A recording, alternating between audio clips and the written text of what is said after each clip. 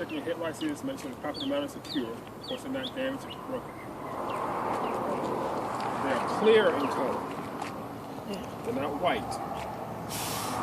When you say white, you're not going to get any credit. On the test, it's clear. Make it on the grade to what's on the test. And that's what's in the book. Okay. So the test comes out of the book. My turn signal and my hazard. When I turn my right turn signal on, both of these blink. When I turn my hazard on, both of these blinks. So I say turn signal and hazard because I'm identifying both at the same time. Okay. And they're amber in color. Amber. They're not orange and they're not yellow. You say yellow, they're amber in color. Of course, you check the condition of it. At the very top, you got 1, 2, 3, 4, 5 clip lights. Or in the book, it's clearance lights. You don't have to count them. You have to worry about counting. I'm just telling you it's 5. You don't have to count them. What you're looking for here is the amber in color. Of course, you check the condition of it. You make sure they're not damaged or cracked. And of course, they're all operating properly. Of course, they will come on. Right here, a warning light. Right. The warning light right here is amber in color. Of course, I'm checking to make sure what's the condition of it. This is my stop light. Okay. Red. Stop light is red. Of course, I'm checking to make sure it's proper, not insecure. The warning lights come on, Ms. Anderson, with I'm get ready to let your son off the bus, for example. Okay. Warning lights comes on to signify traffic in the front and traffic in the back, and I'm getting ready to stop. Okay. When I come to a complete stop and I open the door, my stop light comes on. That means my stop light comes out, this crossing guard comes out, and of course all traffic stops at that point in time. So here again, warning is amber, stop is red, turn signal and hazard, amber, and of course, here it comes. That is your lights.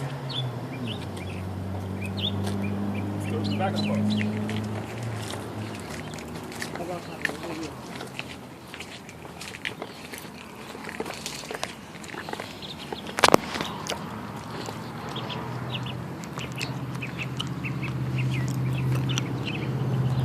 Now at the back of the bus, you remember I told you the clip lights are warning, clearance lights, amber in color in the front, and red in the back. Okay. So the amber lights are red in the back. Not the amber lights. The clip lights. Oh, the clip lights. Clip lights are red in the lights, back. in the book, they call them clearance lights. Oh, clearance. We call them clip lights. Either one. Okay. Now remember, And those are the ones right there, the 3 right there? Are they on the side? 2, 3, 4, 5. Okay. Right. Remember in the front, they're amber in the front. They're red in the back. Okay. Remember I said color. Here's my warning light. Here again, it's amber in color. And of course, my stop light is red in color.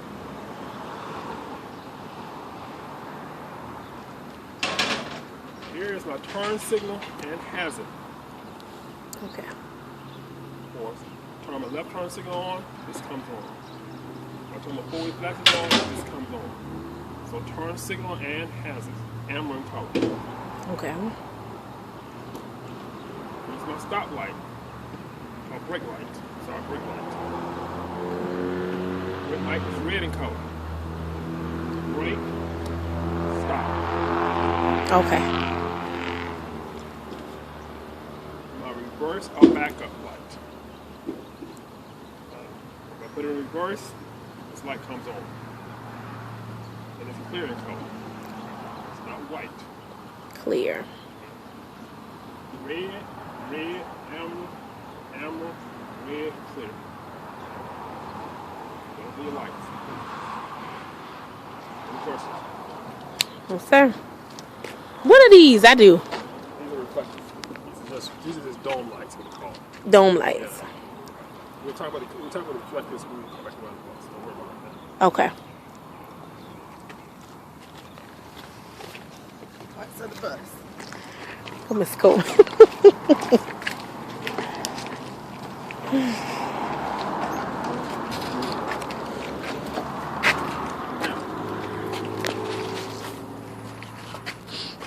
Once you have completed everything on the inside of the bus, you come off the bus, the examiner said, "We're done."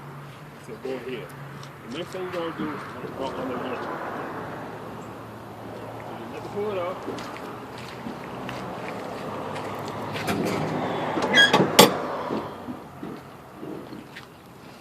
You're going to start on this side, and you're going to walk your way around the bus.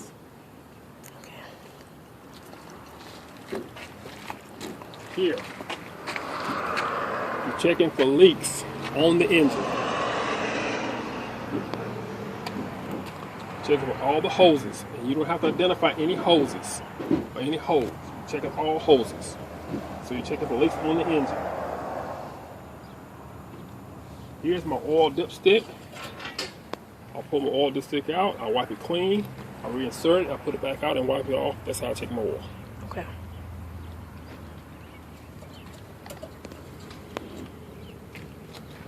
Right here is my coolant reservoir. I'm checking to make sure it has coolant in it. You don't have to say how much or whatever, but you're checking to make sure it has coolant in it. Okay, to operate the vehicle. Now, word of mouth. Anything that got liquid in it leaks. Okay. So I'm checking to make sure it's, of course, it's got proper amount of coolant in it. It's properly mounted and secure. Of course, it's not leaking. Now, here again, this is your coolant reservoir. If you just say reservoir, you're not going to get no credit for it.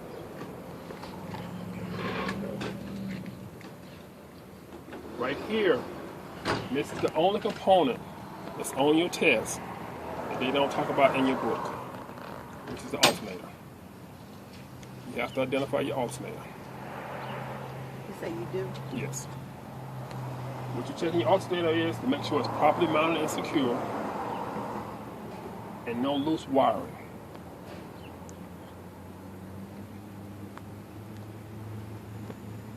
Properly mounted and secure. No loose wiring. Right here is my belt. Right here. I'm checking my belt. It should give no more than 1/2 of 3/4 of snugness. 1/2 of 3/4 snugness. 1/2 is 3/4. Okay. So when I push my finger here, it should give a little bit. Okay. So 1/2. 2 3/4. You doing a video? Yes, ma'am.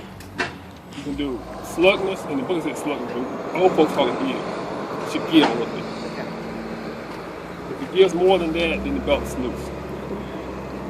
I'm checking this belt to make sure it's not cut, cracked, or damaged, any head frayed. Or, if it's cut, that means the possibility it may come unraveled or it may break on route. During the test, do you got to... Tell why you checking. Okay, but I mean, I need... This is what. Okay. Right. Here again. This is my belt. Now, this belt controls 3 components: the alternator, the power steering, and the water pump.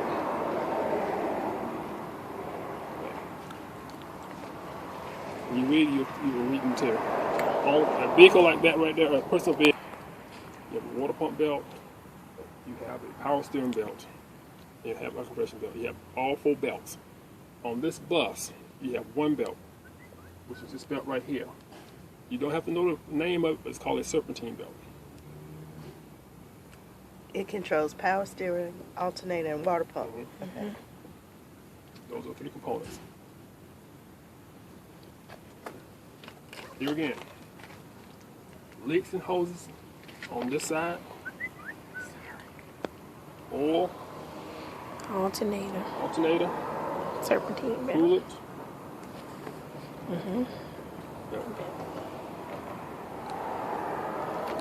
Walk around. On this side, because I got hoses on this side, I'm checking for leaks on this side also. Okay. Here again, I don't have to identify any hoses, but I'm checking all the hoses. Here's my power steering. Check it. Pulling the dipstick out, wiping it clean, reinsert it, and pull it back out. That's how we check my power steering. Check it to make sure it has at the proper adequate level. Okay. Power steering. Proper level. Right here is my belt. Got to identify it again? Yes. Okay. Now, reason being, it could be good on that side. But bad on it. Okay. This side. Right? Understand, it's one belt. Okay. I'm doing the same thing. After 3/4 seconds, I'm checking for basically checking for cuts or fray or cracks. Cuts, frays, or cracks. Should give no less more than what happened. Okay. Here's my water pump. It's right here. Remember, anything that got liquid in it leaks. Check my water pump, make sure it's properly mounted and secure. No missing bolts and it's not leaking. Okay.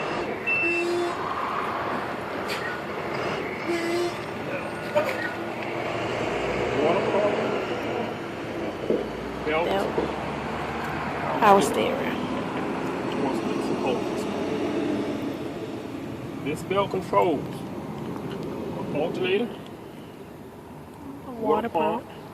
And a power steering.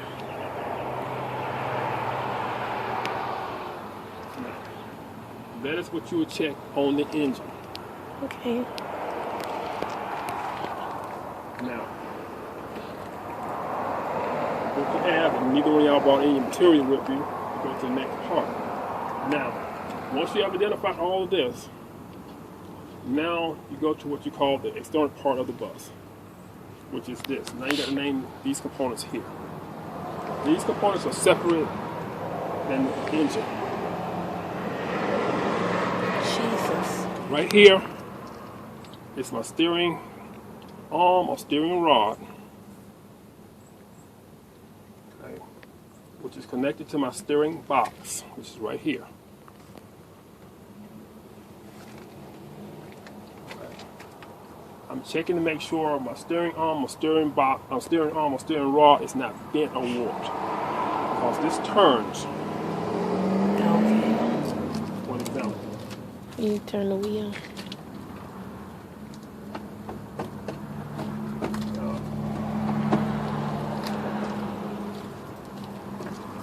I got it, Mama. I got it.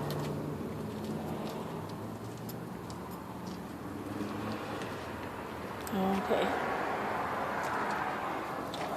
So if this was bent any kind of way, it would pull or detach from here. Now I'm checking my steering box, which is just right here, to make sure it's properly mounted and secure. Of course, I'm making sure that it's not having no missing bolts. Of course, it's not leaking any oil. And not leaking oil. As I come down here, you see right here, this is a Carter key. It's like a little pin. If you look over here, you can see a little bit better. See what I'm wiggling right there? That's what you call a Carter key. Okay. If this Carter key was to come loose, then this arm right here will fall down. That means that you couldn't turn the bus. So that's part of the, Yes. the steering. Yeah. This is your steering. Here, here, and here. Carter keys. Steering arm or steering rod. It's not bent or warped. It's attached to my steering box. Of course, coming here, no missing Carter keys. So what I'm doing, I'm going here, here, here, and here. This is like your arm, so I'm going from here, here to here. Okay. Okay. The next component is my suspension. You don't have to say suspension, but this is part of it. The suspension. I'm checking my mounts, which are right here. Excuse me. Sorry. I have two mounts. I have one here, and I have one here. Mounts. If we talk about this mount, and don't talk about that mount, you will not get credit for it. Okay, reason being, this mount right here could be perfectly intact. And this mount right here could be perfectly ready to fall apart. So, when you're talking about mounts, I recommend that you do them pointing at the same time instead of going here. You can, but I'll just go here. And I'm covering both of them at the same time. Right. Here are my leaf springs. What those do? Okay. It's part of the Yeah, suspension. it's part of suspension. It's like when you're driving and it's bouncing. So the spring shocks. We call them leaf springs. Not crack or shift.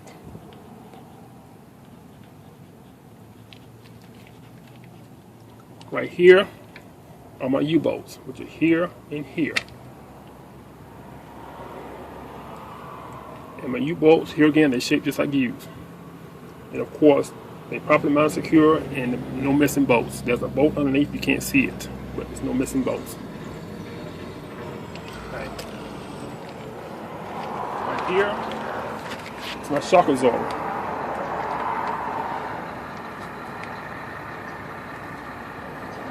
Okay. This is a hydraulic shock, so I'm checking to make sure it's properly mounted secure and it's not leaking any oil. If there's oil coming down here, that means the shock is damaged and needs to be replaced. Said the shock absorber. Steering arm component, which is this right here. Steering arm, steering rod connected to my steering box. Of course, no missing harder keys. My suspension, which is here, which is my mount. A leaf spring, a U-bolt, and my shock absorber. Now, when you're doing your test, you can't start talking about taking the leaks on my engine. You can't talk about shock Going absorber. to the other.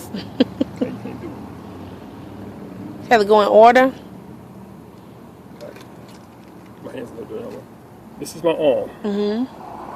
This is my leg. So you can't talk about your elbow and your kneecap at the same time. Okay. They're two different components.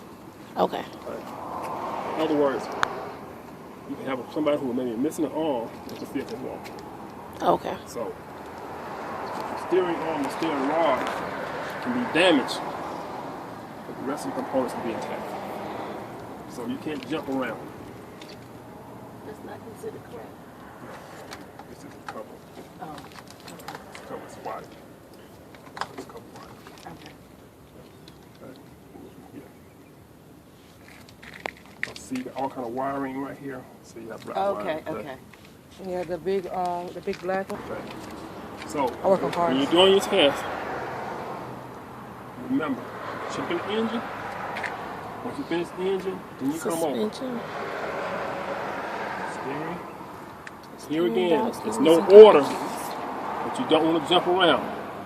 Because Okay. if you start jumping around, You gonna miss something. not only going to miss something, the examiner going to not give you credit for it. So let's say, for example, I'm checking my leaks and hoses over here. I'm checking my water pump. Oh, here's my shock absorber. And you can talk about your shock absorber and you can be perfect. They're not going to give you credit. Because the two of those will come together. Okay. Now, steering, So the force, steering. and suspension. Now I'm going to check my brakes. Here's my brake holder, brake line, which is right here. Which is connected to my drum brake, which is right here. We had? Right here. Okay. Drum brake or brake drum. Checking to make sure it's properly mounted secure. Look for any dents and make sure it's not. Okay.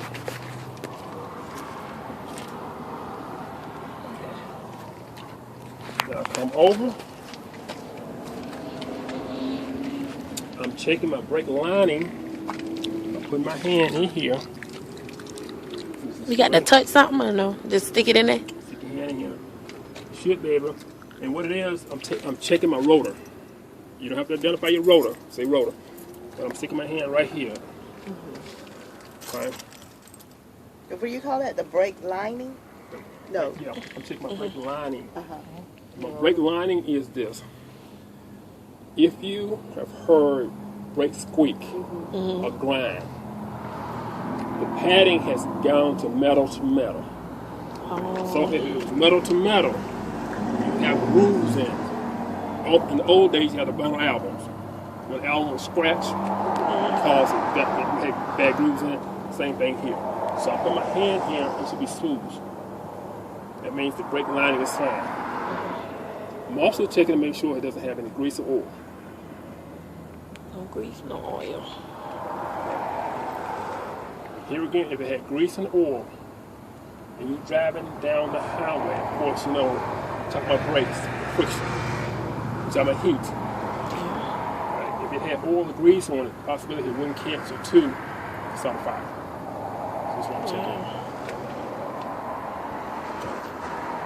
Brake line, my drum brake, comes over, check my brake lining, make sure it has No oil, no grease. so all the grease right in the brake lining is intact. Brake line or brake hose? Brake line. line. either one. Mm-hmm. Brake drum. To the drum. I come over, start with my tire.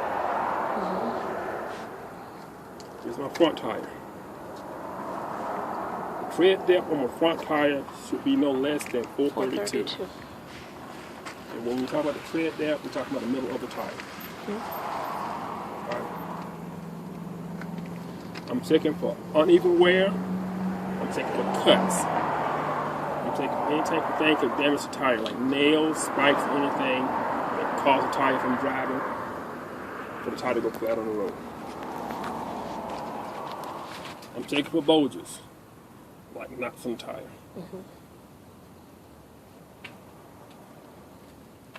If I was going to check the air pressure in the tire, I would use an air gauge or a rubber mallet. Since I don't have a rubber mallet, I'll demonstrate where I'm using my fist. Okay. So that's what we can do? Okay. Okay. Do not kick your tire. If you kick the tire, it's a fail. Wow. You kids had what? It's a fail. You fail.